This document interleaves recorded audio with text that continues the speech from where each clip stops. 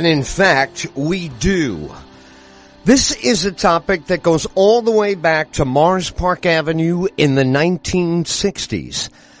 We were big baseball fans back then, man. We did it all. Stickball, softball, Little League. We did it all. One of the best in our neighborhood, a couple of years older than my crowd, about 3 or 4 years older, got into chewing tobacco. And it was really thought of as benign. Certainly, there was controversy about smoking at this point. Chewing tobacco, no smoke, no identification with any threat on the street at all. Baseball players, as you know, had a big history of it. And, of course, a lot of kids in my neighborhood were going to emulate that ball of chew in the corner of their jaw. A lot of times you see a pitcher spitting out there like crazy. Go, what kind of disgusting habit is that? No, we're enjoying tobacco. So now we fast forward to 2017. Smokeless tobacco is bigger than ever. In the interim, smoking tobacco is the pariah move of every Western civilized society I've heard about. Just no one wants to know you. They treat you like you're a public threat to them. It's ostracization all the way. So, to sort out where we are now, to identify the truth about smokeless tobacco, on the phone with me is Dr. Brad Rodu. He is a professor of medicine at the University of Louisville. Dr. Brad, welcome to the Ed Tyll Show on Starcom Radio Network. It's great to be here, Ed. Thank you. The story I told, would you like to fill in any gaps there, make any corrections, or at least validate me on that? It was crazy. Don't smoke. Kids in my neighborhood were chewing with their parents' permission, emulating Joe Pepitone and all my other buddies on the Yankees when I was a kid. Somehow, smokeless and smoke, big difference back then. What about now? There's still a big difference, Ed. We know that it's the smoke that kills because of all the combustion products you create when you burn tobacco.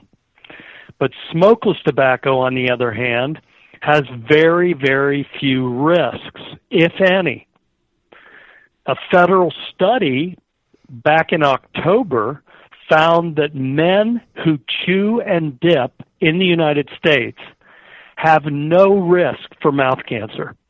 Now, this is you hit on two big words. For a lot of people, they don't even know what this is. They see a brown tobacco leaf off of George Washington's farm.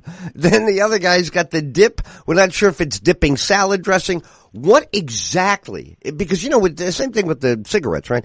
First they grow it. Then they process it, sell it, and turn it into a retail product. What is actual dip and chew?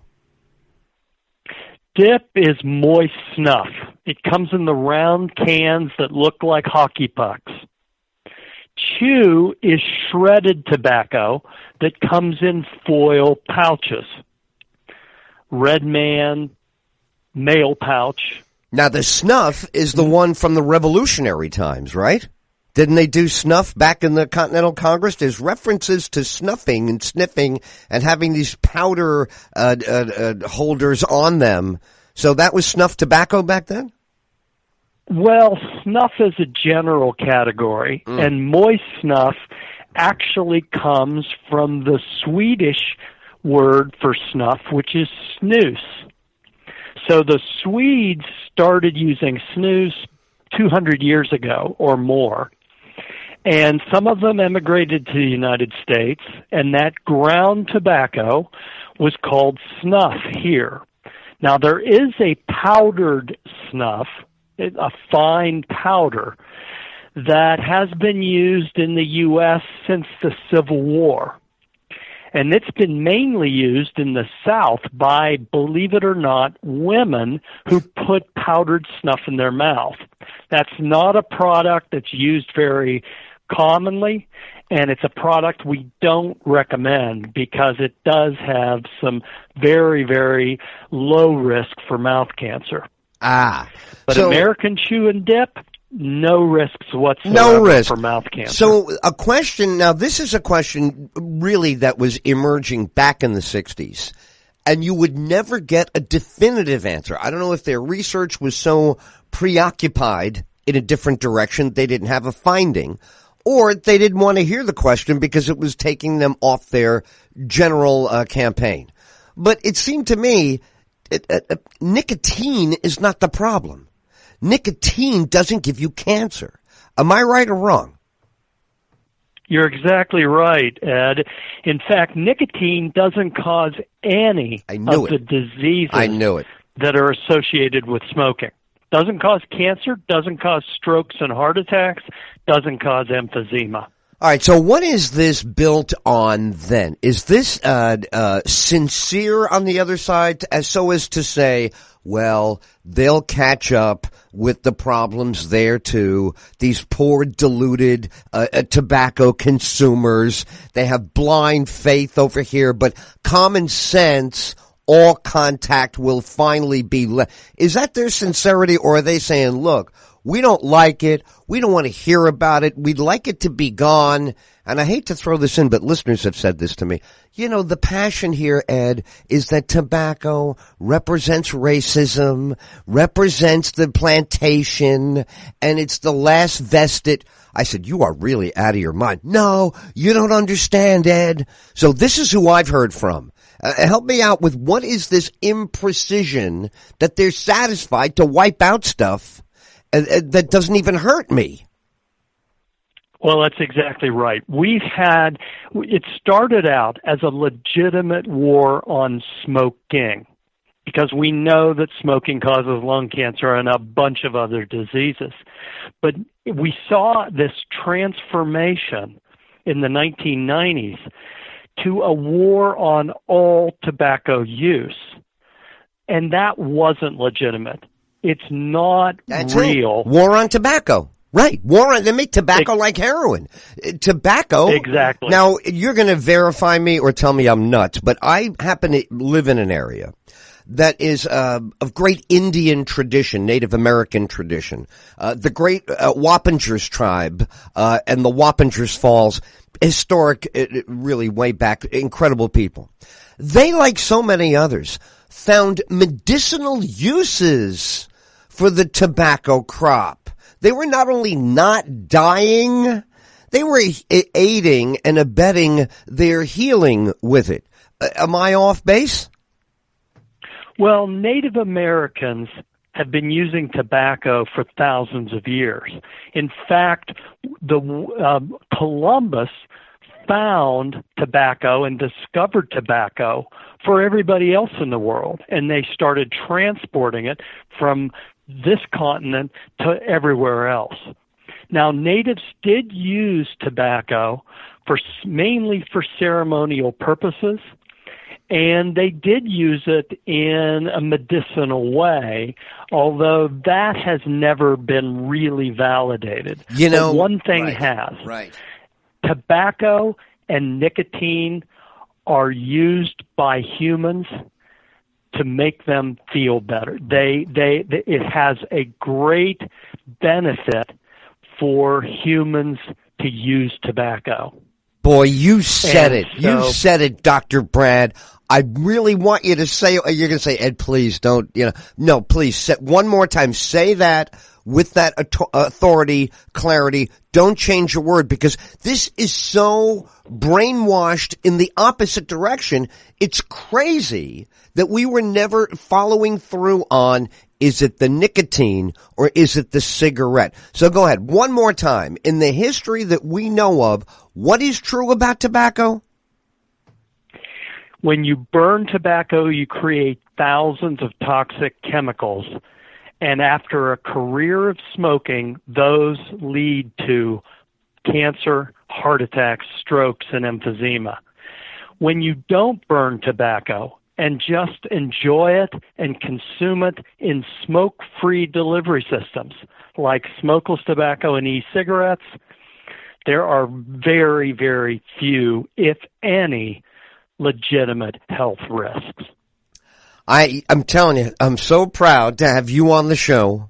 I hope that we will have many, many more discussions. You and I have just opened up a huge universe of derivative prohibitions that come down reflexively without the benefit of the full disclosure of science, and you're on one of the biggest ones right now. I have a question that's not so academic, but I know the audience wants to know this. How much heat do you take for being this scientific badass on this topic? Because the institutions of the West have organized on this issue. What's it like to be you calling out the truth? Well, that's the problem. The federal government is adamant that we will have a tobacco-free society. They provide money to the states. They provide money to academicians all around the U.S. in universities and colleges. They provide money to the Centers for Disease Control that then fund every state and local health department. So we have this dominance of a tobacco-free world thinking, and it's very difficult to get the science out there and to get the actual facts circulated. That's what I try to do in my blog, Ed. It's called Rodu Tobacco Truth, and it gives Americans the facts about tobacco use and smoking. Would you do the blog title again? It's Rodu, R-O-D-U, Tobacco Truth. I can't wait. I can't wait to read it, get it around to people. You sound like you understand this, so I would like you to speak on it for a moment. And this came out in your remarks a few minutes ago. Very compelling. I think many scientists don't understand the human need for comfort that comes through things like tobacco. They don't go there. They don't understand the true equation. People have had a poor opportunity over the years for method. Now that method has been improved, they should care about what people were searching for even when it was super dangerous. Do you feel me on that? Well, absolutely. When Columbus discovered tobacco in 1492, with primitive transportation methods, within 100 years, tobacco was being used around the globe by populations everywhere. Now, think about that for a second. There were no multinational tobacco companies. There were none of these companies that anti-tobacco extremists blame for humans using tobacco use. They were using it long before then because tobacco provided benefits. And if we can get past the delivery system of smoke, we can have people continue to use and enjoy tobacco and get the benefits, but not have exposure to all of the risks. You are such a breath of fresh air. I love the pun embedded in there for all those people who are getting upset right now. I can't believe, Ed. I'm going to bring up one more point. I know your time is probably short, and I thank you for being generous with it, but this cannot be overlooked. Some years back, I was at a local radio station on Long Island, and it was at the exact time when the smoke rules for bars and restaurants went through their stunning evolution. First, half the room, the back room, the front room, the separate wall, the separate vent, and boom, you're on the curb.